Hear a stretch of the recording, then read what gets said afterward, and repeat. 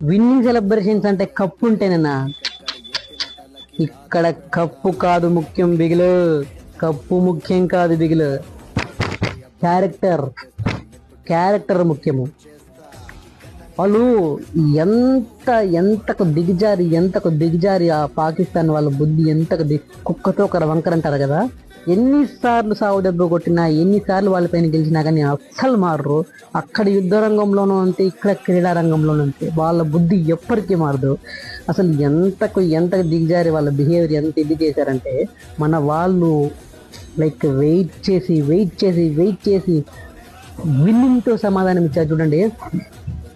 Salute అంతే India టీంకి, salute అంతే.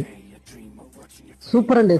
అసలు లాస్ట్కి గెలిచాక కప్పు కూడా తీసుకోపోకుండా, కప్పు కూడా అంటే పాకిస్తాన్ మినిస్టర్ ఉంటాడు కదా, పాకిస్తాన్ మినిస్టర్ ఎవరో అతని చేతుల మీదుగా కప్పు ఇస్తే తీసుకునేదానికి ఇష్టం లేక మన వాళ్ళు ఏమన్నా క్యారెక్టర్ నిరాకరించి వితౌట్ కప్పు సెలబ్రేషన్స్ చేసినప్పుడు ఇక ఈ ఆటలో ముఖ్యంగా మాట్లాడుకోవాల్సిన ఒక ముఖ్యమైన వ్యక్తి ఎవరంటే మన తెలుగు తేజం తిలక్ వర్మ. ఏమన్నా ఆడేవారు. అది గెలుస్తుందా గెలవదా ఇండియా అనే సందేహం ఉన్న టైంలో వచ్చి కొట్టావు చూడు, భరత మాత నుదుటిట విజయ తిలకం దిద్దావు స్వామి, నువ్వు విజయ తిలకం దిద్దావు.